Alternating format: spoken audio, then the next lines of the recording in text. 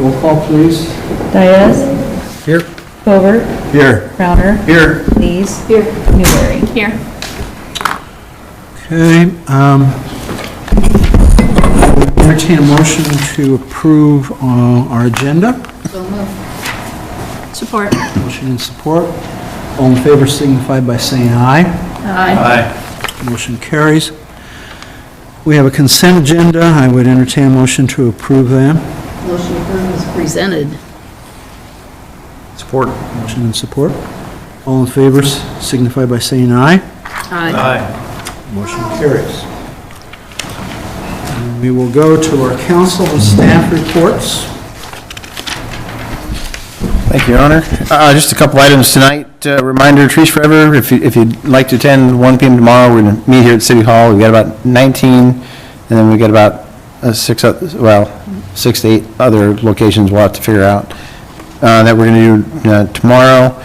Cleanup Day, it's the 22nd. We're looking, at least from a staff, if council love to join us, that'd be great, to probably do park cleanup. We're still figuring out the prairie, I think we've come up with a concept for that, but we'll probably do park cleanup, and we've identified a few other sites. Jesse mentioned Van Wees along the fence, and a couple others mentioned the mall fence as well, so we may do some cleanup on that day as well. Highway 61 Coalition was attended yesterday's IDOT meeting down in Fort Madison. There was 2 presentations. Regional Planning did a presentation about some of their activities, and then Taylor Collins presented on behalf of Highway 61 Coalition in the Roosevelt Corridor. I'll provide a copy of that presentation once I receive that from Taylor out to the council and put as part of the update. And let's see here. Just a couple, one quick item, I guess, from staff this morning. 17 permits in the past 30 days, 10 permits in the last 7 days. So the trend is continuing. People are out and construction is up consistently. VA is moving along nicely as well. There will be a burn of the prairie site conducted properly through coordinating with Chris Lee and the gentleman that does the burn to help that prairie reestablish out by the wastewater treatment plant. The plan is for the 22nd right now. Let's see. That's, I think, all I have for tonight, Your Honor. Thank you. Chase? We're just starting to pour back Houston Street. They did a pour Tuesday, and then we'll do another pour Friday, as long as the rain holds off, and hopefully finish it up at the beginning of next week. But there will be a lane open of it for the weekend, regardless. And then the DOT is going to be doing work on overpasses on Gear and Broadway, starting somewhere between April 27th and May 11th is when they have to start by. So the Gear overpass will be from 4 lanes to 2 lanes until September is their end date. And then Broadway, they're thinking they're going to be able to keep it open, but I haven't got a for sure answer if they'll have to do temporary closure or not yet. So. And they're both Broadway's supposed to be done, I think, by August, and then Gear is supposed to be done by September. So, Thank you. Yep. 1 second. What's the time frame on Gear? Gear is April 27th to May 11th is when they have to start by. Right. And then they're scheduled to be done by September. Okay. Just anything on fire? We got Operation Prom on Friday at the high school, so there'll be increased fire, police. We're doing a pretty big event up there on Friday. If weather holds out, we'll be landing a helicopter on the practice field and all that, just showing that. So it's been a long time coming for us to do that up there. And next year, we're looking at next budget year is a squad car for the sheriff, or for us. There's a cost savings right now with going with a Chevy, another Chevy. This one will be a Silverado for Sergeant Melson, because he does our firearms and he carries the equipment back and forth from the range and all that. And we're looking at possibility, looking at maybe 2 cars, because they're about $12,000 cheaper than what the Tahoe is. They're a 2024 model, fully equipped, full warranty, bumper to bumper, 100,000 on the powertrain, 3 years, 36,000 miles on the other warranty. And looking at possible sharing it with the, as a command vehicle for me between the police department and fire department. Looking at getting some quotes back for trade-in on the Tahoe that Mark's driving now, because Eldon's truck that he's currently using is going to go to Mark. So we're going to trade in the Tahoe, the Dodge Charger, and a pickup from the fire department. So it's just a pretty good deal right now with the cost of stuff. So we're going to have more for you at next council meeting in reference to some cost savings and going this route. I carry equipment, medical equipment with me during the day. It just gives me a little bit more options to carry some things with me since we're working that. Part-timer, that's, that helped us out on a fire that we had last week. We were able to get to a house that had a garage fire within 6 minutes, and there was 3 of us there on scene within 6 minutes, and 2 of them were the part-timers that were working at the fire station during that time. So it really does help us out a lot to get out the door pretty quick. So we appreciate that portion of it too. Okay. Thank you. Anything on yours, Kelly? I was just going to point out that we did set the citywide garage sale for May 16th. It was a little bit earlier this year, but we did have some requests for it to be earlier rather than later, and it was running into the 4th of July weekend. So, May 16th. And I forgot to mention, spring cleanup's May 6th, so.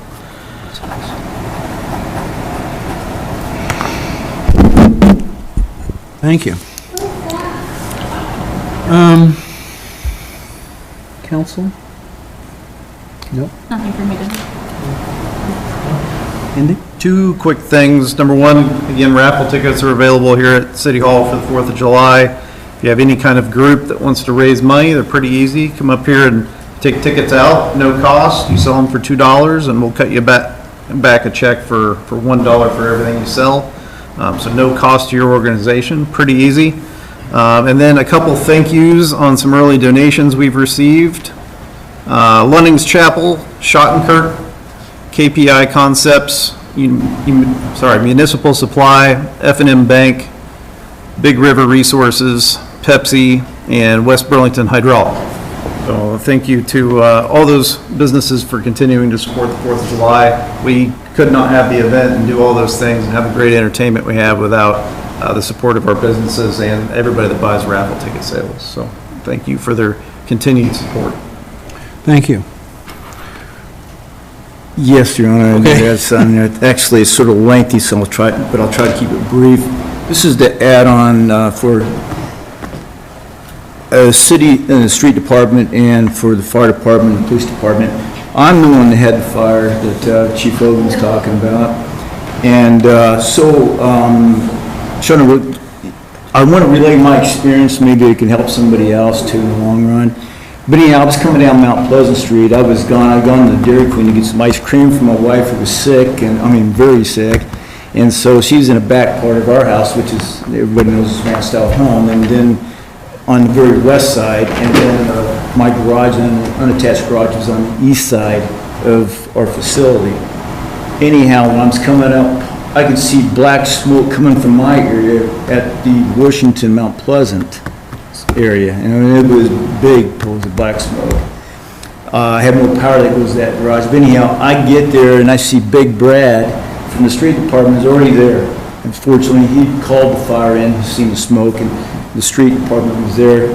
So I want to say thanks to Brad, and I can't remember who was with him, but the street department, it was awesome to see, you know, one of our employees, not just because it's Ringo, but doing that.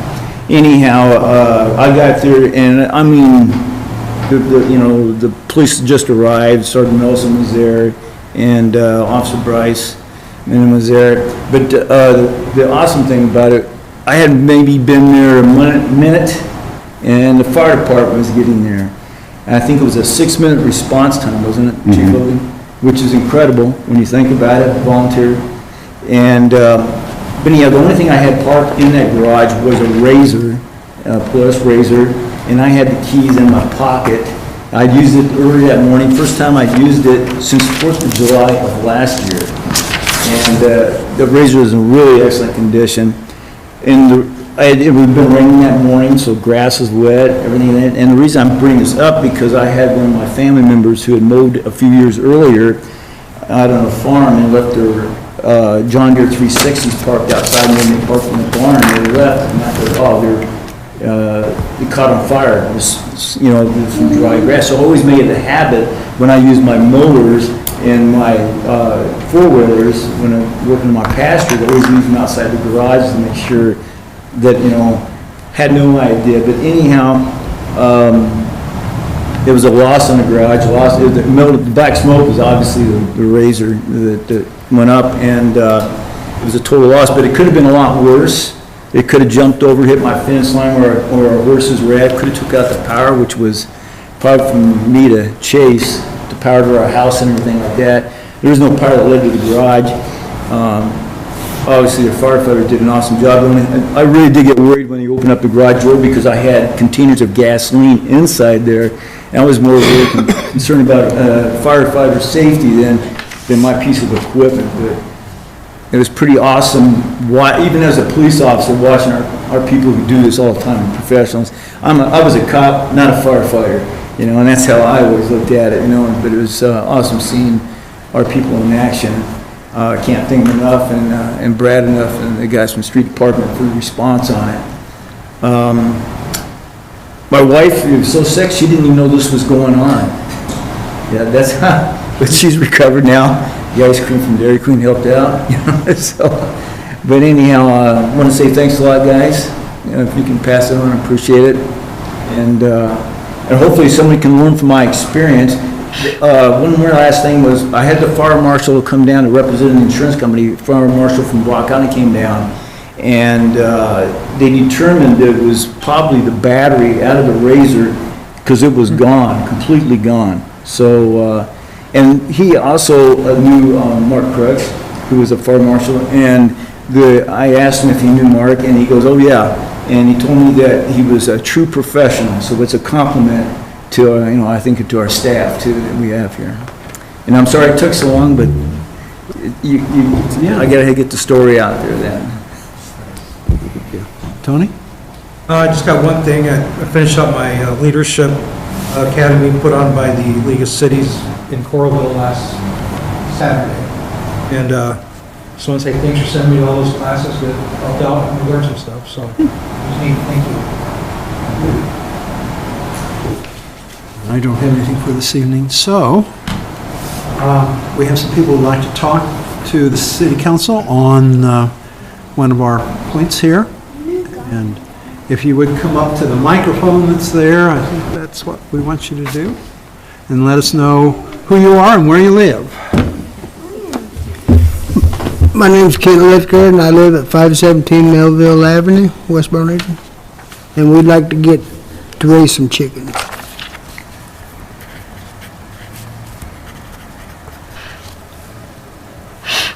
I haven't done this before.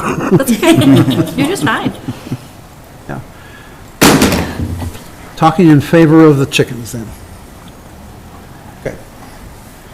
We will go through that discussion at the end of, it's our last point on our agenda today. All right. All right, thank you.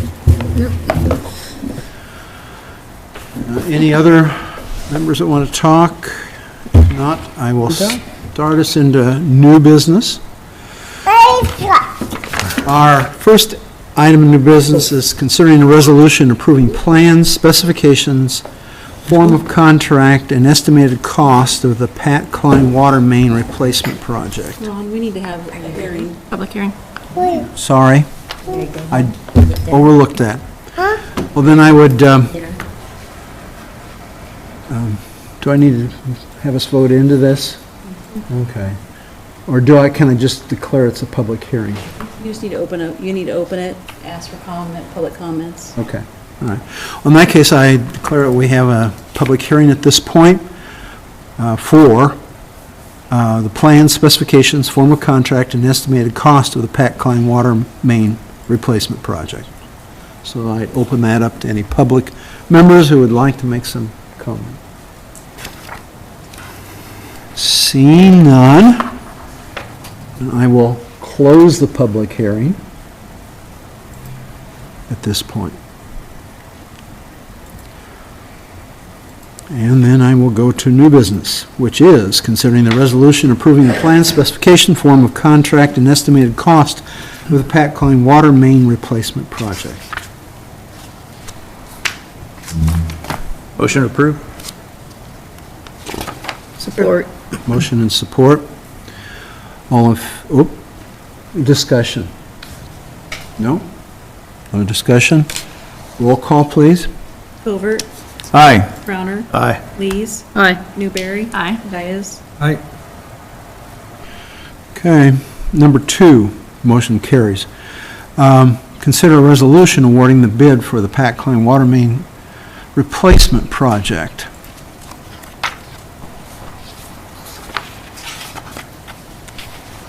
Do I have a motion to approve? Motion. Thank you. Second? Second. Thank you. Discussion? Seeing none, roll call, please. Happy to answer any questions on the project. If you note on page 81, we had 3 prospective bidders that day. Our recommendation is local boring company, who was the responsive bidder at $181,020 for the total base bid, and the total base bid alternative of $198,020. Item bidders 1 and 3 as non-responsive, leaving only 1 bid for council consideration. Council, happy to answer any questions that you might have on the bid, but our recommendation is to award the bid to local boring company. So Greg, there is state code that says that needs to be at 5%. Yes. The bid bond, is your question? Correct. So the amended documentation that was sent out on March 30th, on page 2, under specifications and revisions, note that change of the minimum bid security amount from 3 to 5%, that's to match state code. State code requires a minimum 5% bid security or bid bond. And that was sent out on March 30th. Bids were opened on April 9th of last week. That is code, though, that's not just something we asked for. State code requires 5 to 10%.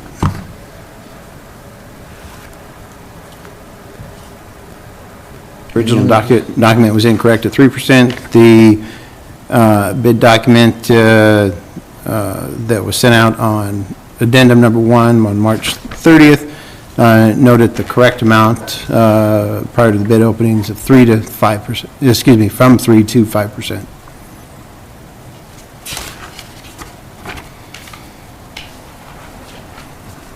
Any further discussion? If not, call for a roll call. Crowner. Aye. Lees. Aye. Newberry. Aye. Diaz. Aye. Covert. Aye. Motion carries. Our third item is considering a resolution increasing the hours for 2 part-time fire department positions. Motion approved. Support. Motion and support. Discussion? We were set to do this July 1st. I was asking just a little bit early, just because we're doing a big audit right now for our EMS that we have to do every 3 years.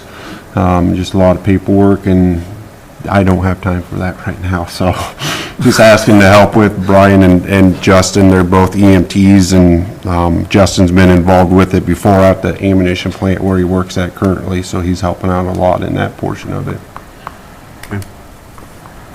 And this is all to be done under current budget, right? Yeah. We've They'll got be the money in responding, the current- and most notably, they'll be responding to calls during that Yeah. 8 to 5 PM when they're on Working. duty with the city. I'm sure Councilman's in favor of that one. Yeah, definitely. All right, roll call, please.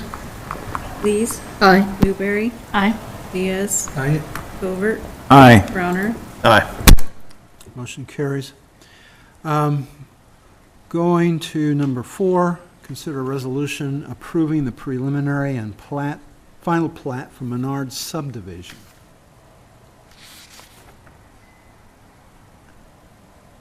Motion approved. Motion approved. Do I have a second? Support. Support, thank you. Discussion?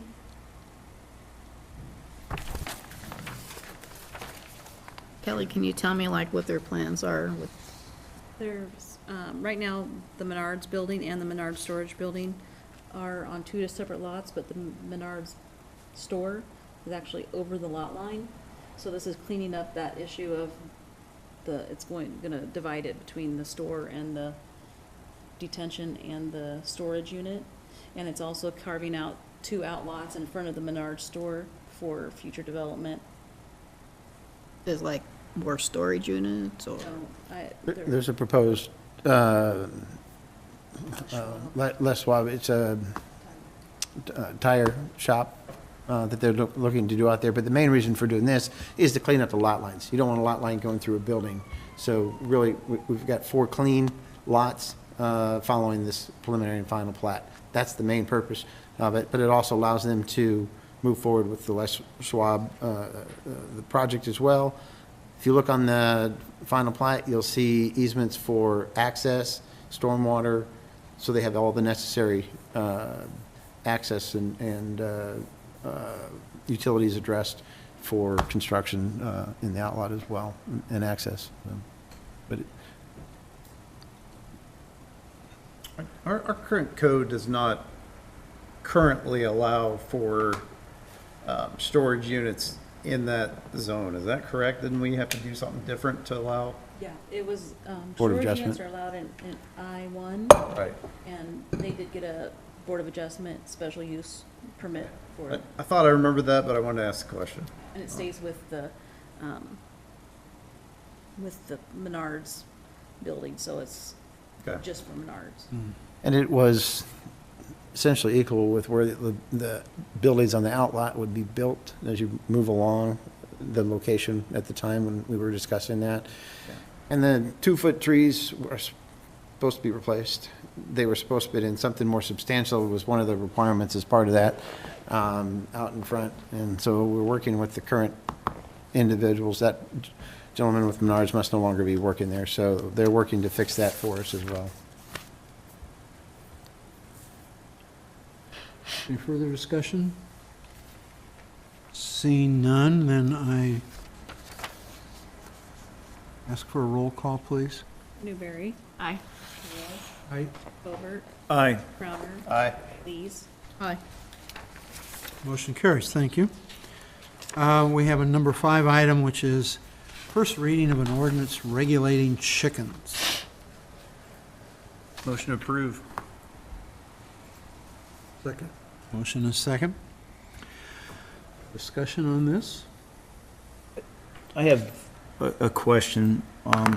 So currently, when we have somebody goes out and they want to have a chicken, and they go out and hit the neighborhood, if one person says no, is that nixed it, or is that based still on the council voting on it?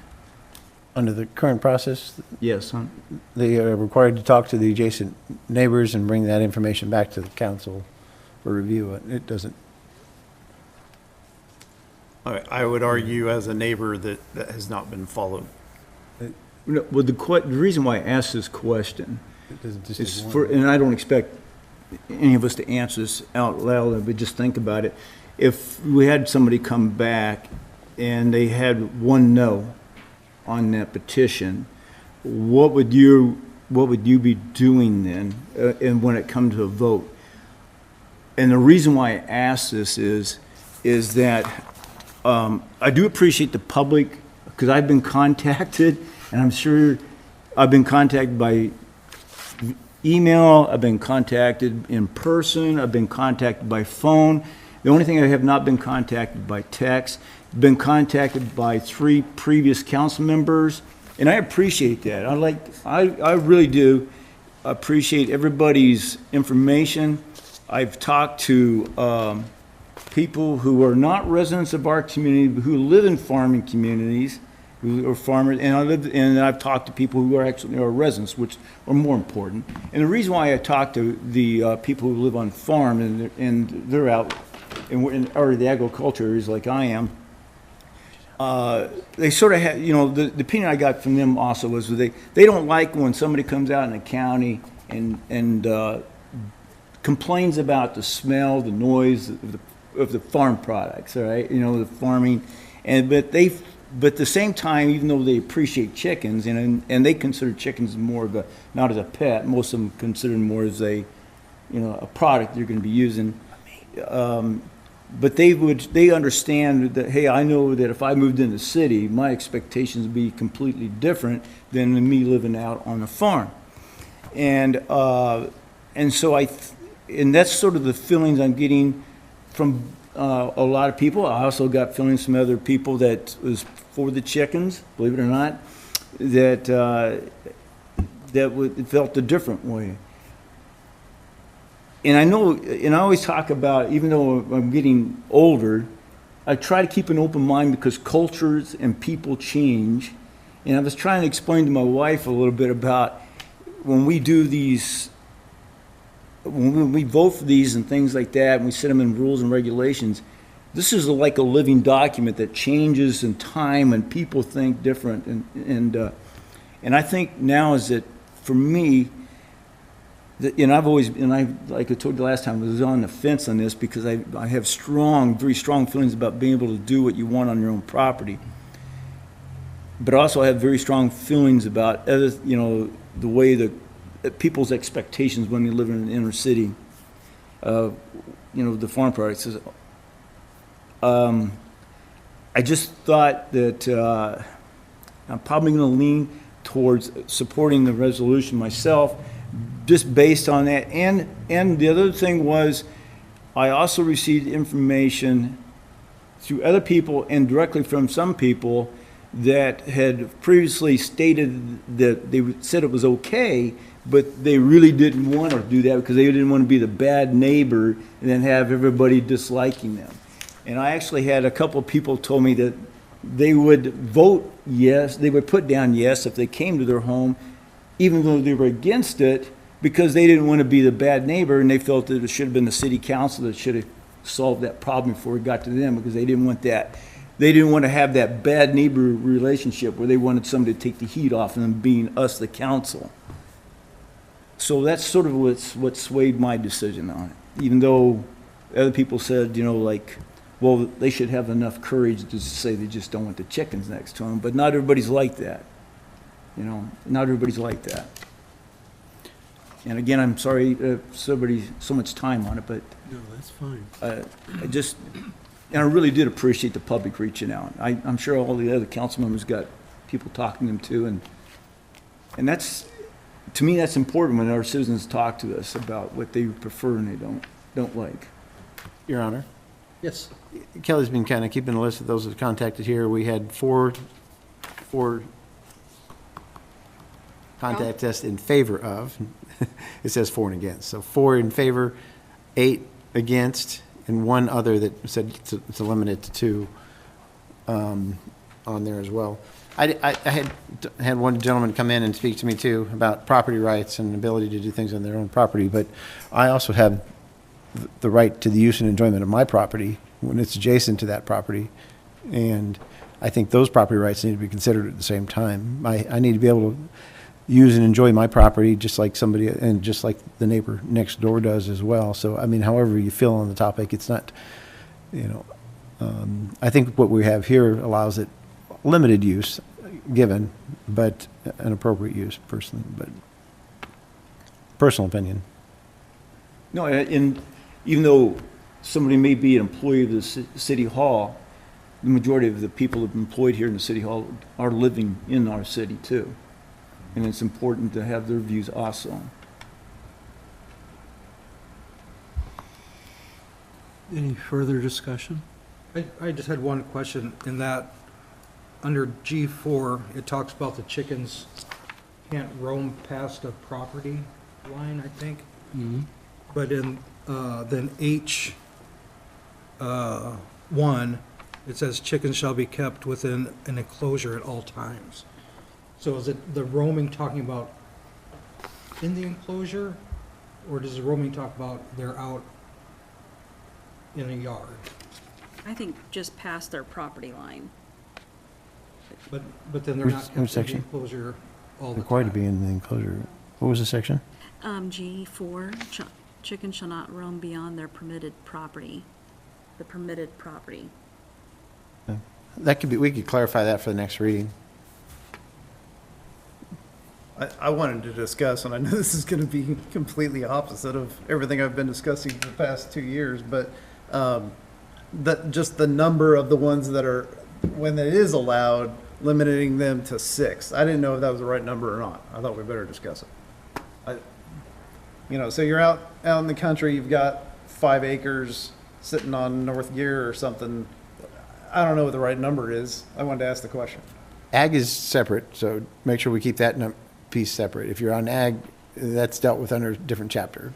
And I think the heading, I think we tried to put that in the heading, general regulations for residential zoned property containing 2 or more acres, they can have 6. If it's in an ag district, we don't regulate how many they can have. Is my, Right. Yeah, you then refer to the ag section of the city code. Okay. So does Burlington have an 8 chicken I believe it's, limit? is it 10 or 12? 12. 12? Oh, it's I believe 12, it's 12. okay. I think we still need to talk about that number. Because that'll cover that one, but what about the prior agricultural use case, which in this case is homestead, right? I guess I don't know how many chickens they have, but I don't know if that number is correct. This is only the first reading. I'm just thinking between now and then we ought to have that discussion and. I think we added, that's under permitted locations. Number 3, property actively used for agricultural purposes as a lawfully established non-conforming agricultural use. And that would, you felt that would permit them to be at, like, the homestead that has had them in the past. You still have to Completely confirm agree. the I'm only number, talking though. about the number. But what's the right number? That they would then be. They're the only other existing legal one, so we could, They're- I don't know how many chickens they have. We could talk to them. I have no idea if 6 makes sense or it should be 2 or 4 or 20. I don't know. I mean, we could start by asking the Crowells. I honestly haven't, I asked the Crowells. All of ours are based on the ordinances that we've reviewed. This is the ordinance from Clinton that we talked about. Right. Well, just to get my 3 clucks in, I'm totally against this. We have had the permits forever and ever. I've called 5 different realtors, and I asked the question, how many houses did you not sell because their next door neighbor had chickens? And the answer was none. It didn't affect the sale at all. I said, does it devalue the property? And they said, no. And one of the realtors that I talked to that does raise chickens, she said, that the smell will only come from the owners that don't clean the chicken coop. And it'll be an ammonia smell. And she said, if you're a good egg chicken person, that they keep it clean because the smell of the ammonia will go into the egg. So you're losing your eggs if you don't keep it clean. In our ordinance for dogs, you're limited to 4 dogs. And chickens, I feel I would probably rather live next door to a person that's got 6 chickens than my neighbor that's got 3 dogs, 8 cats, and they come to my yard and don't. I mean, I have 2 Scotties, and I'm out there scooping the doo-doo every other day. It depends on the ownership and the responsibility of that person that wants those animals. I feel like, Ringo brought it up, that the people are required to go to their surrounding neighbors within 100 foot of their property to get signatures to okay for chickens. And everyone has done that so far. And if they didn't want to sign, then they should have just said, no, I don't want to sign. And then leave it up to us rather than being the neighbor that, you know, if they have one person that does not want chickens, then that should come to us and we can just say, well, you know, not everybody wants chickens. And that would take the responsibility off of the residents surrounding the chicken coop. We have, according to our permit, they have to have a chicken coop, they have to have a fence, they have to have all of the necessary stuff to raise chickens. Jesse, how many chickens have you had to arrest this last quarter? Last quarter was 0. How many loose dogs have been out that you had to go and corral? We issued a citation a couple weeks ago for a loose dog in a 600 block of Broadway for running at large. And I think that's a problem child, if Yes. that one's loose a lot. But yet, what do we do with the owners? I mean, give them a citation, but the dog will be loose again in 3 days. I feel that we should keep what we currently have, maybe clean it up a little bit, because I agree, there are areas in our town that have small lots in the older part. And we should allow chickens by square footage. I think I read so much on chickens, it's getting ridiculous. I feel like I've got feathers. I think there's, like you need 4.5 feet per chicken per footage. I don't think it's wrong. At what point do we say that you can't do this or this or this? I'm not a snake lover, but I know there are snakes in the community. Do we have a permit for snakes, to have snakes in our community? No. They're considered an exotic animal to me, and I don't think they belong in a residential area. My neighbor's got a boat. My other neighbor's got a camper, and I really don't like seeing that in the neighborhood. And we try to regulate that. But at some point, where does the owner of their property have the right to do what they want on their property if we set the guidelines so that it doesn't bother the surrounding neighbors? At what point do we stop?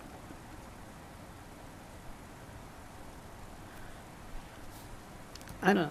I just think that this is too restrictive. We've only had, 2 complaints. We have one fella down on Prairie who hasn't conformed to getting his permit and stuff like that. I mean, I don't think we're gonna get over 100 million people coming in to get permits for chicken because, a lot of people don't even know that they can have chickens if they fill out the permit. It's ridiculous. I think we're just usurping our authority on chickens, and I think that people should have the right, if they want a chicken, let them have chickens, but we will give them strict parameters that they have to follow. And if in a year's time they go back and they have to go back to those people and get permission again to have their chickens, it's at that point in time where a neighbor can say, you know, your chickens have been kind of smelly. They make too much noise. when they go to roost at night, they don't get up and cluck around at night. They're sleeping in the rooster's house. I mean, I've talked to several people that owns chickens, so I've learned a lot about chickens. And I just think that this is too restrictive. We've never had a whole bunch of issues regarding chickens. And if it doesn't affect the retail value of selling a house in West Burlington, I think we're just pushing our authority too far. That's just my 4 clucks. Appreciate your opinion, Therese. I want to talk about a few of those items. Number one, we currently have no code about chickens, so we can't really keep what we have. We've got to do something. Even that's what we've been saying for a couple of years is let's pass something. No. Even when the vote was the other way and it was 3-2 or 3-4-1, we needed code. And that's the only reason we're back here today is council failed to pass code.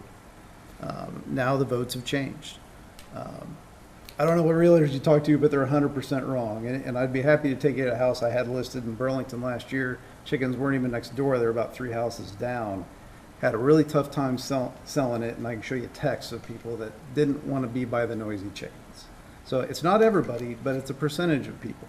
And any time you take a number of buyers out of buying your house, it's worth less. And lastly, on both of the 100-foot things that we've had, neither one of them went to the neighbors that disagreed with them and had them sign. So the one that's by me did not come to me. And the new one on, I'm not going to mention the name and call them out, but they didn't go to the person behind them, who has been one of the ones here speaking against it. So we're not following that either.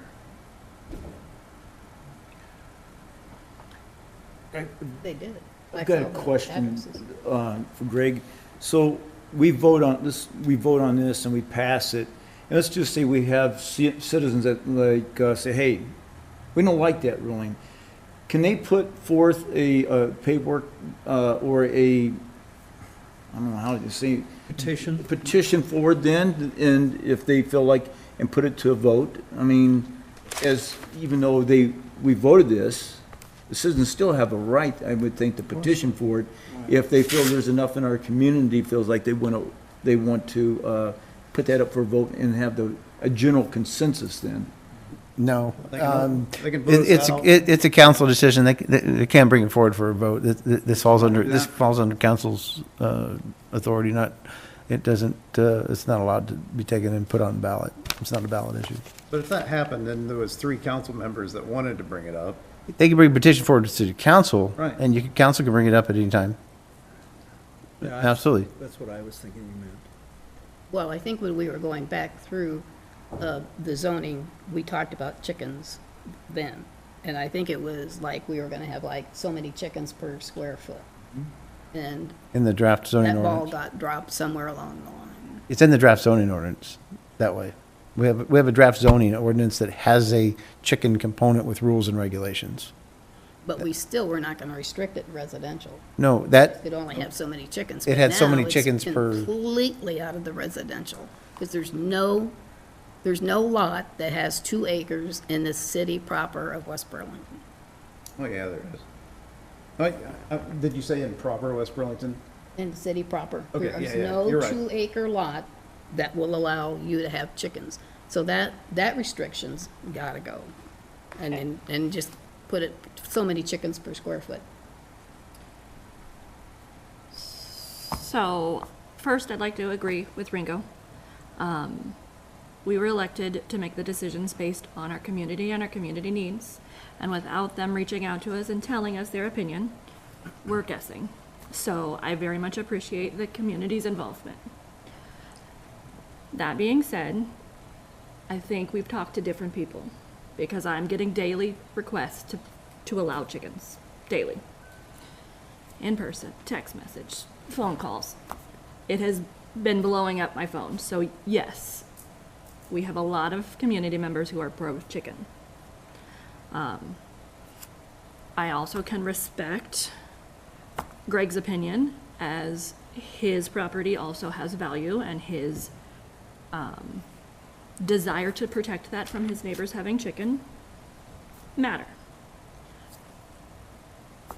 this proposal that we have is kind of a joke in my opinion. We do not have in proper city 2 acres, so what is the point here? Just to prevent it? I will agree that we need some regulations, and I will agree that this needs to be worked on.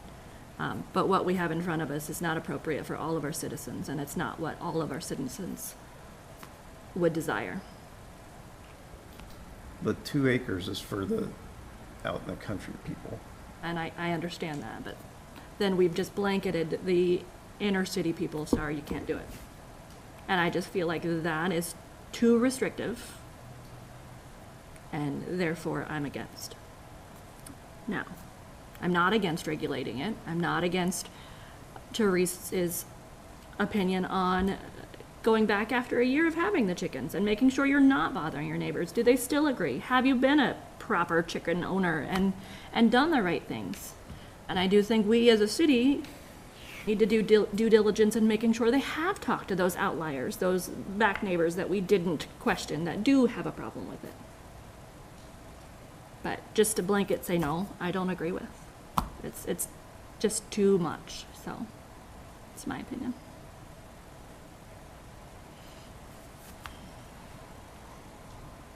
Further discussion? I never thought such a subject, seriously, on. Because it gets into the rights, It and that's does, why people and get fired up. that's where I have the most difficulty. I can't even sleep at night because of just Of of the. chickens. I am very, very pro, but at the same time, I have a hard time, like, I guess maybe it's too many years in law enforcement where you have people who don't really, and the officers finally had to make the decision and took the blame. The government took the blame for what was going on. And so we have people out there who won't say, you know, like, I really don't want a chicken next to me, you know, and then they're throwing it back on us to make that decision for them where, and I get that, but it's been a tough one for me, and it's still, it'll be even for the second and third hearing on this. And believe me, there's spouses I know have different opinions on it. My spouse and myself have a different opinion on it. And I know other spouses have different opinions on it. So it's just, you know, everybody's like, I personally don't have anything against chickens. A chicken be next door to me. I've had pot-bellied pigs living next door to me. It didn't bother me because I was used to farm animals, you know. The only time I could sincerely say that the foul smell of fertilization because I live in an agriculture area within the city limits, springtime can be a little rough with open windows for a good week or so. Well, my position on this is not pro-chicken or anti-chicken, but I do want something that is easy for the council to administer and make sure that whatever we decide upon can be fairly enforced. And that's my thought. And by having a set size of your lot, that seems more manageable. Whatever's done, whether it's allowing chickens on a small lot or not allowing them on a small lot. But I also know from talking to my brother who lives over in the Burlington, he says, I hear those chickens all the time. He says, the rooster's gone, but he says, I don't care to listen to them. But continual upkeep of that would prevent that. If they're not doing the right work, then they gotta go. I'm not opposed to regulations. This just isn't it for me. Okay. Well, with that, I think I'll just ask for a voice vote. Kelly? We need a roll Call, I'm sorry. Diaz, Aye. Crowner, Aye. sorry, Covert, Aye. Lees, No. Newberry. No? We've approved the first reading of the ordinance. Seeing no citizen inquiries, then our next item is that we will be going into closed session. I'd entertain a motion to, Motion to move into closed session. Support? all in favor signify by saying aye. Aye. We'll move into